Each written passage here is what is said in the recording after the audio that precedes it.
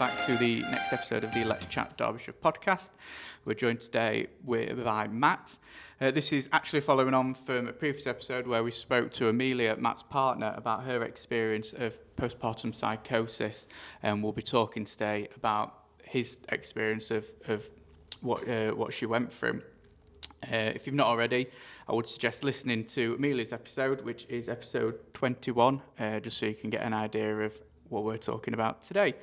If it's all right with you, Matt, how are you doing out of 10 today? Well, out of 10, I would probably be an 8 or a 9. That's good. I'm a teacher. I'm currently on my school holidays, summer holidays, so life is good at the minute. Yes. We go away at the end of the week. Lovely. That's amazing. I'm enjoying some extra time definitely. being a dad. Yeah. And getting some dad jobs done. So, that's amazing. So I'm very, very happy currently. Yes. Yeah, it's good to hear you making the most of the 6 weeks holiday as well. You've got to, haven't you? That's right. Yeah. You've got to. Lovely. If I guess you wouldn't mind just giving a bit of an introduction about why you're here. I've sort of alluded to it already, but yeah, from your side of things, it'd be good to hear. So I'm the partner of Amelia, and Amelia became very ill shortly after the birth, about 5 weeks after the birth of our little boy Fabian. At around this time 2 years ago, so we're about. In fact, it would be next weekend where we started going west and becoming difficult. Amelia was essentially, she was sectioned under the Mental Health Act, and she was suffering with postpartum psychosis. Yeah, and I certainly wasn't aware of it prior to it being talked about with Amelia's illness. Yeah. So when we spoke to Amelia, she said it was over like a 3-week sort of period that it sort of happened. We were in about, Fabian was about 5 weeks old. Yeah. And I think on the Tuesday of that 5th week, we had looking back, what I now see as Amelia's first episode. Yeah. So we'd moved to Derbyshire temporarily following the birth because our house is a building site, so we had contractors in. It wasn't somewhere that you could nest. And this may have been a contributing factor to Amelia's illness, the fact that she couldn't nest in her home because it was such a mess. So essentially temporarily we moved into a cottage next door to a parent's house in Derbyshire, which is why we were under the care of Derbyshire. And at about week 5, Amelia was breastfeeding upstairs with Fabian. I was downstairs, and she shouted me in a sort of panicked voice and said, take the baby, or something along those lines. And I wondered whether she'd had a spill or something like that, or I don't know what had happened. So I rushed upstairs, took the baby off her, and she wasn't really sure what she'd just gone through, but it was a momentary vision, I suppose, or a momentary slip into some negative thoughts about Fabian. So I think from memory they were either that she wanted to harm Fabian or that Fabian felt unnatural on her, like the baby wasn't hers, or so, it was something along those lines. They were basically, there were thoughts, negative thoughts about the baby, and she was being distanced from the baby in those thoughts, and she was worried that she was going to hurt the baby, so she shouted for me. And of course, this is just a few weeks after giving birth, and quite a troubled labour, and so we were sort of recovering from that and just learning the first steps of being parents, really. So I mean that came and went, and I wasn't aware of another episode until I'd gone away. So I had some long-standing tickets for a music festival. It was August bank holiday weekend. We were 5 weeks in. I mean, looking back, probably not the great timing. But we went on the Thursday, me and a few friends, and then I think Friday, I may have heard from Amelia one home. She'd had a few more of these episodes, and not a great time. And I think she was starting to become. She's described it as starting to become suspicious of the people closest to her, so family members. She described family members as looking at Fabian strangely. That's how she felt. Genuinely, that's how she felt. But obviously, the psychosis was starting to creep in at that time, and that chemical imbalance was starting to take effect. So I was I should have been away for 3 nights, but I'd had lots of text messages the second day, and then Amelia's sister got in contact just to say, Matt, you've got to come home. We were only in Lincolnshire, not too far, so we packed up early and came back. And actually, when I came back, that was the Saturday evening. She was with her parents. We got back to the cottage, and she was very much herself. But it was off the back of quite a troubled day, and I think that just shows this illness to begin with. It's I would describe it as waves, sort of peaks and troughs, where she slips into someone else's consciousness, or something else. The illness is consciousness, and then back to herself.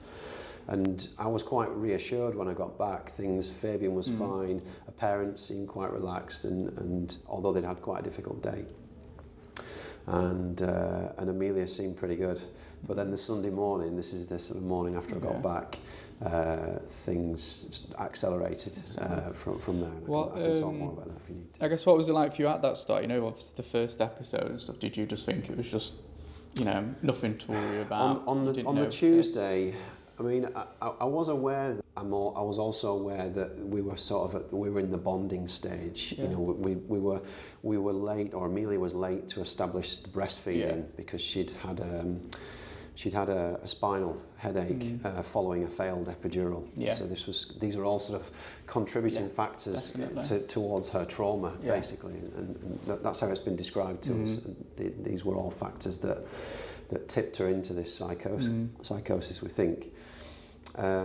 But yeah, I mean, I guess I didn't think too much of it. When you're a new parent for the first time, you're in this sort of primal mode, really. You're there to keep this new human alive and to keep it comfortable, and that's I didn't really think too much beyond that.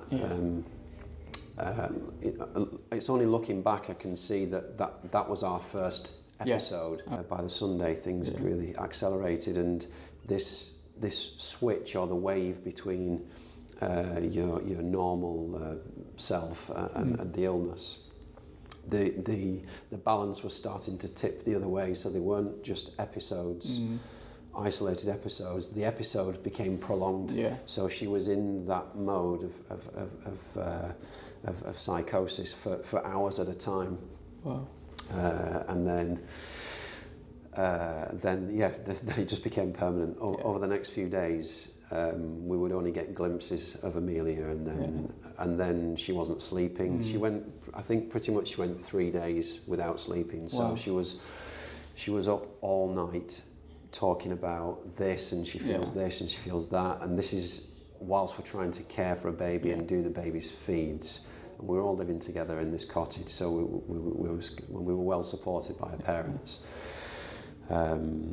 But that was a really challenging time for me. I felt that was... Yeah, what was it like for you, I guess? Were you just in like survival mode of just trying to get through it, or did you, it must have been really scary. I wasn't sure what to feel. I mean, I can't feel too sorry for myself, because it wasn't me going through it, it was Amelia going through it. I mean, she was recognising that she was losing her mind, I think. And I know it's quite a crass way to describe it, but that was her experience, that she was having all of these unnatural thoughts about Fabian, about herself. She was running out into the village in the evening and in the night. She was wanting to escape the house. She was less and less conscious of our baby. She wasn't thinking about sleeping times or feeding times, so I became primary carer at that point. And because of the difficulty we'd had with breastfeeding, we were doing combined feeding anyway. So Fabian was taking bottle feeds as well as breastfeeds. So I could take over and keep him. And certainly for the last couple of days before she was sectioned, I was primary carer there, reluctantly. Not because I didn't want to care for him, but we were trying to establish Amelia as in that bond. Certainly week 2, 3 and 4 went really well. We had a really tough first week after Amelia was born, but weeks 2, 3 and 4 were really good. We'd established the breastfeeding a bit later than we hoped, but everything was great. but there was just some sort of delay, and this chemical imbalance started to creep in. But yeah, to answer your question, it wasn't easy for me because there was a conflict between myself and Amelia. I was trying to sleep at night in between the feeds, and there was a few, I don't mind saying, there was a few occasions where I was really short with her, and I said, look, Amelia, you need to sleep. You need to sleep. You're not listening to me. And for her, it was just a loop of these thoughts, and the thoughts for her just became reality, and they became all-encompassing. It didn't matter what I said, it didn't matter what her mum or her dad said, or it didn't matter that there was a newborn there. There was just something more powerful in her mind. They were my observations. Anyway, it was a tough few days. Yeah, I can imagine. Yeah, I guess did you just ride through it then? As in, I bet there wasn't any chance for you to even take a step back and think what is happening, or was there times our parents were there, and I guess when Amelia was off doing her own thing, or she was sort of having rants around the house about various things, I would speak to a mum or a dad, and we were concerned, and Amelia had made contact with the Samaritans because she'd had these dark thoughts. She'd done that independently. She was reaching out to, I mean, it was literally like, it was really impressive. It was literally go on the phone, like, I need help, I'm losing my mind, like, who do I contact?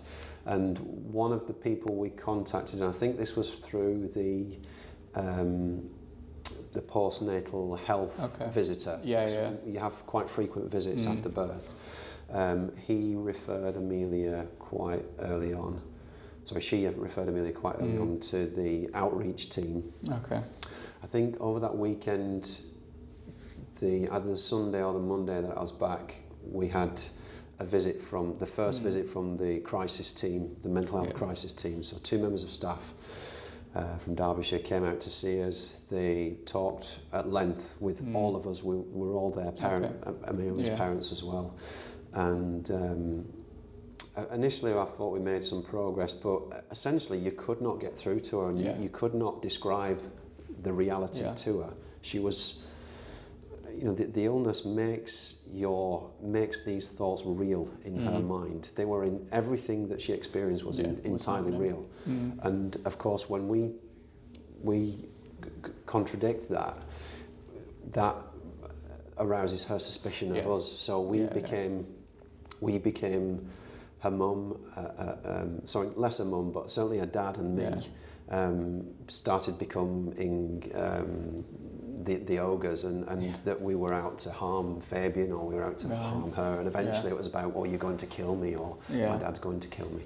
So that was just her brain trying to make sense of these two conflicting realities, I suppose. But at that point, she was almost entirely not herself. She'd almost entirely lost her. Was it useful for you for those services to come out, and how did you find use from it? And it was, they came out quickly. I think there was some communication with that crisis team with colleagues, and then we had another visit the next day, and then we were on the second visit. It was more of the same, and it was another 2-hour visit. Which you probably expected it with. I mean, it was established by then. The second crisis team, I think, referred Amelia to made contact, I think, with the lead psychiatrist for Chesterfield Hospital. I think she was based at Chesterfield Hospital. And I think because they had a relationship, they managed to get Amelia in same afternoon. So there we were after the weekend. This was, I think, Tuesday lunchtime, Tuesday afternoon. We'd had 2 crisis team visits on the Monday and on the Tuesday after a very difficult Sunday. The night times were very difficult. She was making really poor decisions about Fabian's care. So I was caring for him. But then all of a sudden she would remember Fabian and just go to his cot whilst he was asleep and just pull him out. So she was, I could see that she wasn't in a position where she could be a mum, I suppose. And that was difficult. And I could sort of see that I was losing her really at that point. And we got the green light to take Amelia to Chesterfield Hospital to be assessed, I guess, to see whether there were grounds for the law to be applied. and she was in a complete own world. She was just lying on the bed upstairs. She wouldn't move for us, she wouldn't respond to us. This is me, her mum, her dad. Had no conscious thoughts of where the baby might be up to in terms of feeding or changing or anything like that. And that had been the case for a few days. And on so essentially I picked her up and bundled her, myself and Amelia's mum, we sort of bundled her in the car, and that wasn't nice. She wasn't cooperative. She wasn't talking with us, but she was resisting, and so we had to kind of force her into the car. We drove to Chesterfield, we met the appointment, we met the lead psychiatrist, I think that's right, and I just had to wait in a waiting room in this mental health unit, I think, at the hospital, and they were in a side room, and I think, I mean, it was conversation, but all the time I think the psychiatrist was assessing whether Amelia was fit to have Fabian's care exclusively, and her mum was there as well. That was a long time for me to be sat outside. And Amelia she wasn't locked in the room. At times she would come out. We'd left Fabian with Amelia's dad, so with Fabian's granddad, back in Bakewell. And Amelia would burst out of the room and come and sit on my knee and be really affectionate, which was kind of really unnatural in this situation. Even that was someone else. And then on another occasion, she came out of the room and slapped me in the face. You know, she was really struggling to make sense of why she was there. And I think she was blaming me and her family as to, I suppose, we'd driven her there. And it was all part of, it became, the conspiracy theories started to creep in then. And in the early part of her stay at the beaches. What was it like in the waiting room for you as well? That was really tough. That was one of the most challenging parts. And I remember when the psychiatrist came out after a few hours and said, this is what we're going to do. I'm going to find another psychiatrist. The two of us have the power to section Amelia under the Mental Health Act, and that's what we're going to do. We're going to send her to a secure mother and baby unit, which means you're going to be without Amelia and Fabian. And that was really difficult to listen to, but I didn't challenge it. I could see, I didn't even question it. I didn't question how long it would be. I had complete faith and complete trust in these people, but because I could see how ill Amelia was. Transpires, she needed round the clock observation, and Fabian needed round the clock care, which I could have done, but I think the idea of a mother and baby unit is that you don't break that bond, and I think it's proven that the recoveries are better when the mother and baby are kept together. Was it, I guess, a bit of a blessing that her mum and dad were there? Because I could imagine if you weren't getting the housework done and this still happened and it was just you. Yeah, I mean, literally. I mean, we were set up there, and you know, it was actually a really nice place to stay. And her parents, it was funny. Her parents looked after us, and we looked after Fabian. That was kind of how it worked for the first 5 weeks. I mean, lucky that her parents were next door, and they could see what was happening, and they could see the deterioration, and they were able to join up the dots for the crisis team, and describe what had been happening, because Amelia couldn't. She would drift into moments of where she was lucid, and she was making sense and recalling things, and then she would just go off into conspiracy theories or back to wherever she was. Do you think, I guess, was any support missing for you? Would you have appreciated, I don't know, along this whole thing before the beaches, was there anything that you would have helped you get through it, I guess, or was it all? I can honestly say no, and I didn't think about me, and I don't think any of us. We were just so focused on Fabian and Amelia. I didn't feel like I needed. It was tough. It was the challenges with Amelia and trying to get her to make sense, and I was quite short with her at times, as I said, and I didn't want that friction whilst the three of us were at home. But I can see now I wasn't talking to her, I was talking to whoever was there. But what I will say is that I genuinely feel like we were really well supported by the county. They squeezed us in, I suppose, and within 2 hours she was in an ambulance. We spoke to her, and what she said when she was going to the beaches, one of the things she was thinking was you were chasing after her. Yeah, she was in the ambulance. Obviously I didn't know that at the time. Yeah. I remember I got a cold, hard slap in the face as she left, because I was in this waiting area. It's like, right, we're going to wait for an ambulance now, and we had about a 1 hour wait for a sort of community type ambulance. And in that time, there were other professionals that were attached to the unit in Chesterfield that were talking to Amelia and just making her relax, really. And she seemed really buoyant, but completely detached from what was going on. Completely detached. And she was talking to strangers in the foyer and that sort of thing. She's told me since about the ambulance journey. That was, that I just kind of held on to my, to my cool at that point, and I think I just got really teary. At the point where she'd gone, I had to go back to collect her things, because it's a residential. The beaches is a residential, as you know. So I was told to pack a bag for her. So I went back to Bakewell, packed a suitcase full of things I thought she might need, and then we drove down to Derby with her dad. Crashed the car, parking the car, which I've never done before. It was in Amelia's car as well. Oh no! So no, it wasn't like a really. It was like a minor thing, just scrape the car. But my mind was elsewhere. We were trying to negotiate the car park, and it was night time, and my mind was completely elsewhere.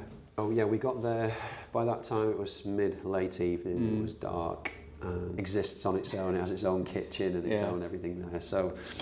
Inside the beaches, and I think a lot of the mothers that go there have a history of mental health, or they've had a tough start, or they've perhaps had relationship issues. There are lots of mitigating factors that contribute to that illness.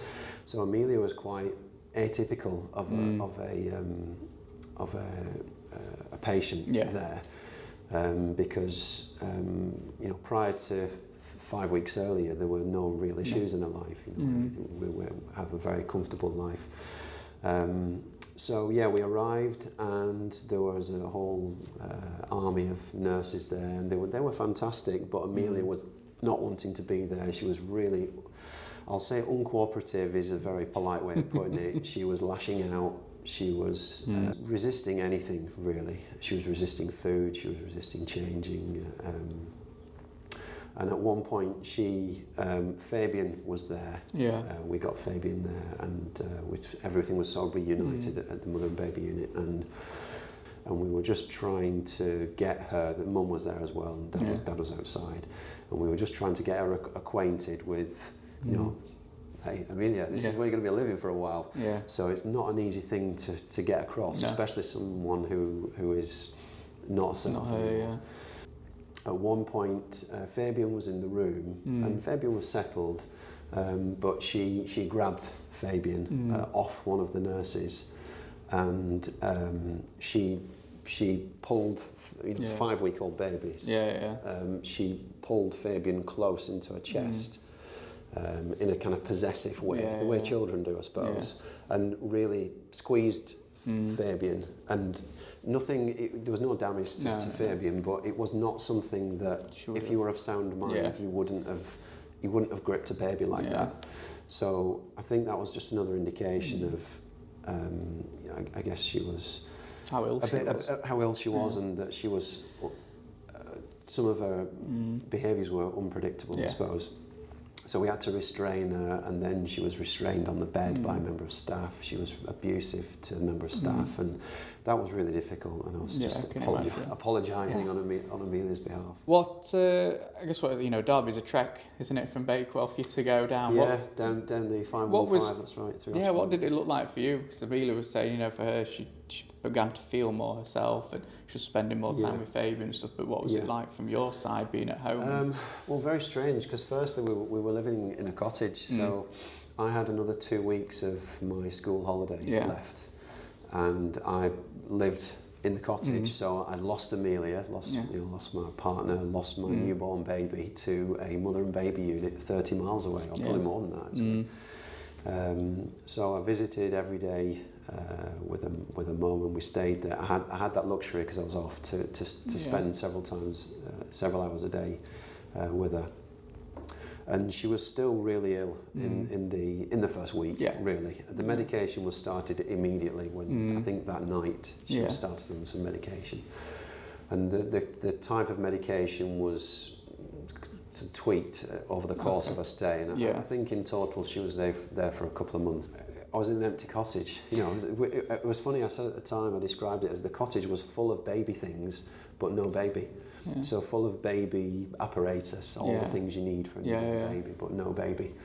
So that was strange, and I just occupied my time as best I could. And I mean, much of my time was spent over there in the daytime, so I could see Fabe, and I could see she was getting better, but she hated me for I was number one enemy for probably much of the first week. She wouldn't, when I visited, she wouldn't engage with me. She not in any polite way anyway. When I was with her and a member of one of the nurses and a member of staff, and in the first week she had to be supervised at all times by 2 members of staff. Such was the risk, I suppose, to Fabian. So access to Fabian was quite restricted to her. Fabian wasn't sleeping in the room in the first week or 2, and then he was sort of slowly introduced, and her level of care with him was slowly ramped up. And there was several incidents where Amelia would say, "I know what you're talking about.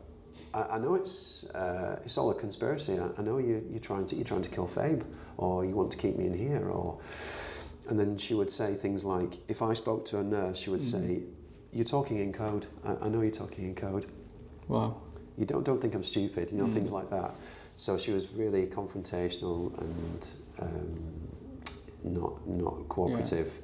But as the medication started to take hold, and actually as she rested, I guess, how did it feel being number one enemy? Were you able to switch off and just know that was not Amelia? It's not what she's like. Or I was quite matter of fact about it, but that's the only way to deal with it. I actually had no control. No. I could not. The lead psychiatrist said, "This is what's going to happen. This is where we get new mothers better." And who am I to challenge that? I don't know anything about. I don't know anything about this field. So it was very, very matter of fact about it, and I've just felt that she needed medicating, and that's where she needed to be. I could see she was acute. I could see it was a severe. She was entirely someone else, and she wasn't making any sense, and she wasn't able to make any decisions for her own care. She wasn't eating. She wasn't eating. She wasn't showering herself, and nothing for Fabian either. So. What was it like near the end then for your last, I guess, few weeks of her stay? Well, was it more back to the whole thing was the staff are fantastic. Like universally, some of the crazy things she'd said and some of the crazy things she'd done, and I only know a tiny portion of what went on, and occasionally she tells me new things that pop into her head of, I remember when this happened at the beaches, or when I did this at the beaches. But it's a sort of cauldron of unpredictable behaviour in there, and they have to deal with anything. They have to be able to deal with anything. But despite all that, and despite the safeguards that are in place and the security that's in place, it is a nice place to visit. And you're not rushed or pushed or asked to think a certain way or asked to support medication or anything like that.